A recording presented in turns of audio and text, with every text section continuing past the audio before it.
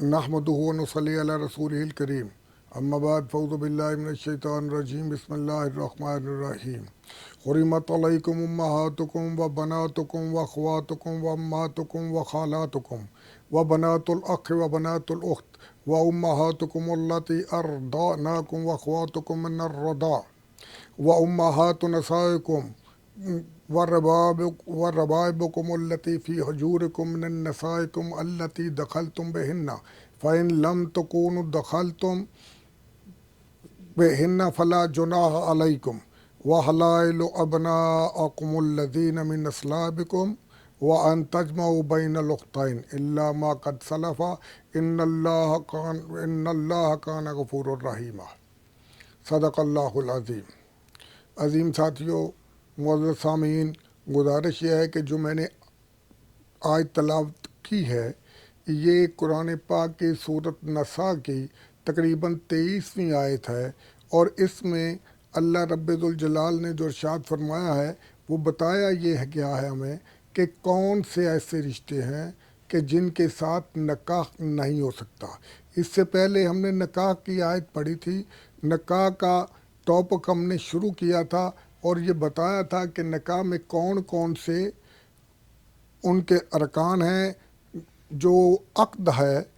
जो हमारी ज़वाज है उसमें कौन कौन से अरकान हैं और कैसे हमने किन किन को पूरा करना है, हम किस तरह से हम शादी कर सकते हैं इस्लाम के मुताबिक, कानून के मुताबिक। मगर इसमें ये हमें बताया गया है कि हमें किन किन रिश्तों के साथ हम निकाह नहीं कर सकते। तो इसलिए मैं ये आयत थोड़ी लंबी है, इसलिए मैं इस आयत को आधा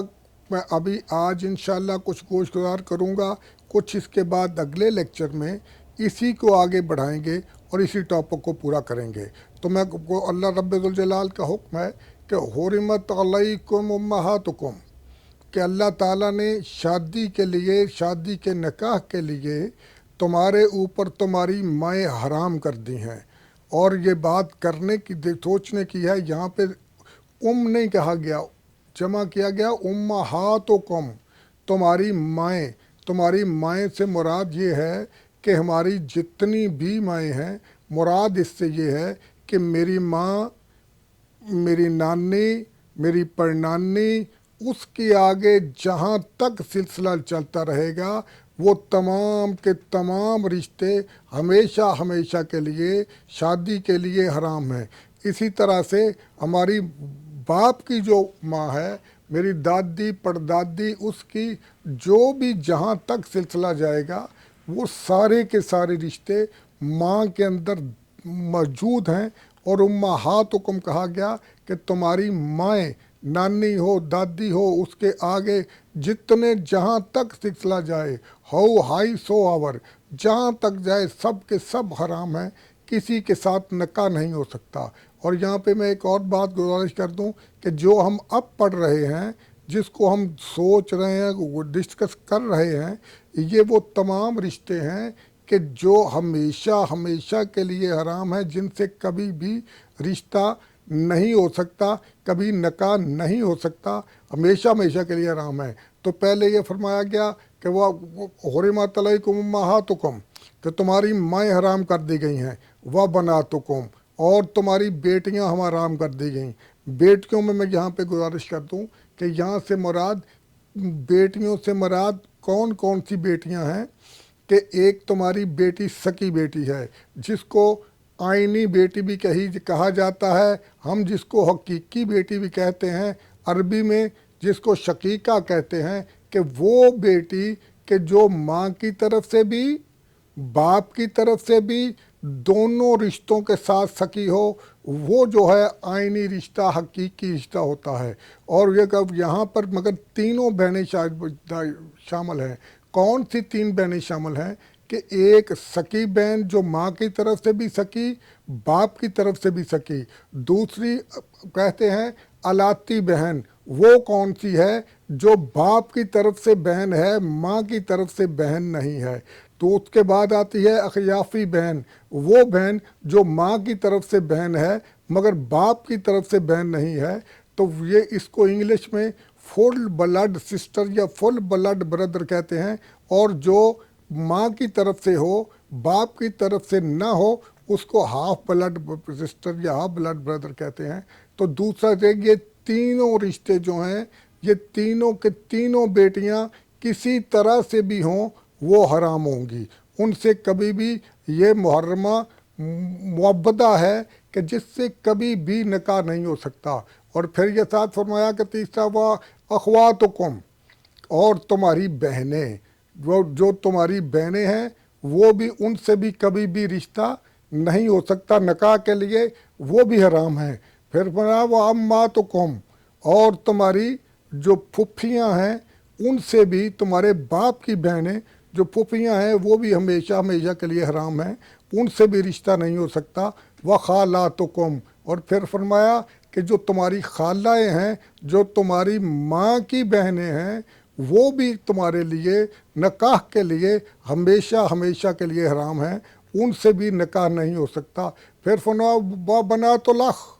اور تمہارے بھائی کی جو بیٹی ہے اس سے بھی تمہارا نکاح نہیں ہو سکتا۔ اور ساتھ ہی فرمایا وہ بنات الاخت، اور تمہارے بہن کی بیٹی ہے اس سے بھی تمہارا نکاح نہیں ہو سکتا، وہ بھی حرام ہے۔ اور یہ یہاں پہ یہ بات واضح کر دی گئی کہ تمہاری بھتیجی وہ بھی حرام،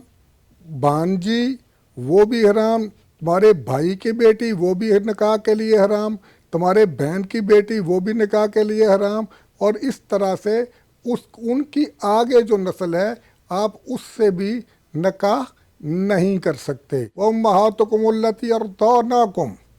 اور پھر میں تمہاری وہ مائیں کہ جن کا تم نے دودھ پیا ہوا ہے، جس کو ہم رضائی ماں بھی کہتے ہیں، رضائی بہن بھائی بھی کہتے ہیں، اور جس ماں سے ہم نے دودھ پی لیا،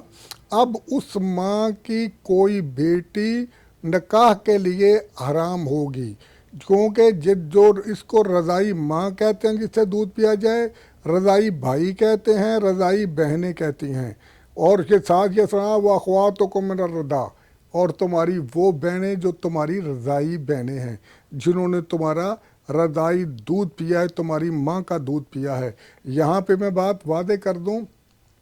کہ یہاں پہ رضاعت ہے، ایک حقیقی ماں ہے، ایک رضاعت ہے کہ جس عورت کا دودھ پیا جائے اس کی جو ماں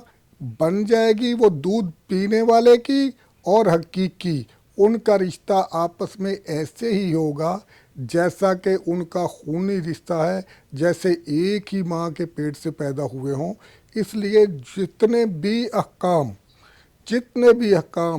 نسب کے لحاظ سے آتے ہیں، جتنے احکام نسبی لحاظ سے ہیں، اتنے ہی احکام رضائی بہن بھائی کے لیے ہیں، اتنے ہی احکام رضاع کے لیے بھی وہی احکام ہیں۔ جہاں پہ رشتہ نسبی لحاظ سے نہیں ہو سکتا، جو ہم نے پہلے ذکر کیے ہیں اور کر رہے ہیں، اس جگہ پہ اگر رضائی رشتہ آ جائے گا تو وہاں پہ بھی نکاح نہیں ہو سکتا۔ یہاں پہ میں ایک اور بات کر دوں، رضائی کا مطلب رضاعت ہے کہ بچے کا نے ماں کا دودھ پینا، جو حقیقی ماں نہیں ہے، اس عورت کا دودھ پینا، اور اس کو رضاعت کہتے ہیں۔ مگر رضاعت جو ہے وہ اس کی عمر کتنی ہے؟ 2 سال تک۔ امام ابو حنیفہ 2.5 سال کہتے ہیں، باقی تمام فقہا اور قرآن میں جو آیت ہے وہ بھی 2 سال کی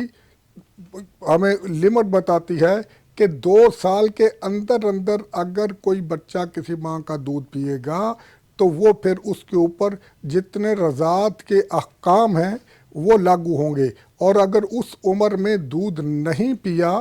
تو پھر وہ رضاعت کے احکام جو ہیں وہ ان پر لاگو نہیں ہوں گے۔ معزز ساتھین اور حاضرین کرام، تو اس لیے گزارش میں یہ کر رہا ہوں کہ جو عورت آپ کو دودھ پلائے گی حقیقی ماں نہیں ہے، وہ بھی آپ کی رضائی ماں ہے، اور آپ کی وہ بہن جس نے اس ماں کا دودھ پیا ہو، جس ماں سے آپ نے دودھ پی لیا ہے، وہ آپ کی رضائی ماں ہے۔ سکی بیٹی ہو یا اس کا دودھ پیا ہو تو وہ آپ کی رضائی بہن ہو جائے گی۔ تو رضائی بہن جو ہے اس کے ساتھ بھی جتنے احکام ہیں نکاح نہیں ہو سکتا، نکاح حرام ہے۔ مگر یہ بات میں گزارش کر دوں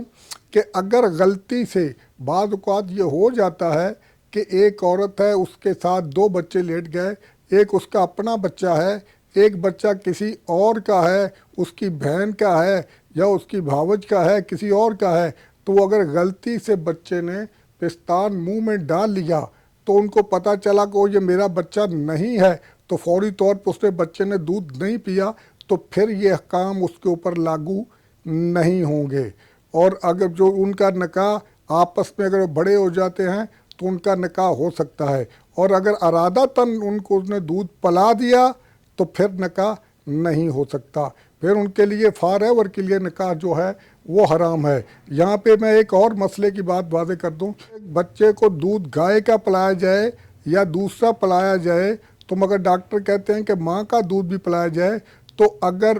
ماں کا دودھ تھوڑا ہو، گائے کا دودھ زیادہ ہو، تو پھر ملا کے پلایا جائے تو پھر یہ احکام لاگو نہیں ہوں گے۔ اگر ماں کا دودھ زیادہ ہوگا تو بے شک اس نے ماں سے دودھ خود پستان سے نہ پیا ہو، مگر پھر بھی وہ جو ہے اگر وہ غالب آ گیا تو وہ اس لحاظ سے بھی ان کا جو نکاح ہے وہ نہیں ہو سکتا، ان کے اوپر بھی وہ نکاح کے لیے حرام ہو جائے گی۔ تو میں یہاں پر میں گزارش کر رہا ہوں، تو یہ اگر اب آپ لوگوں نے مزید اس کی تشریح پڑھنی ہو تو سورۃ النساء کی آیت نمبر 23 کو اگر آپ کسی بھی تفسیر سے پڑھیں گے تو آپ کو مزید سمجھ آ جائے گی۔ تو میں اسی آیت کا جو اگلا حصہ ہے وہ میں انشاءاللہ اگلے سیشن میں پھر آپ کو گوشگزار کروں گا۔ تو اس دعا کے ساتھ کہ اللہ تعالی ہمیں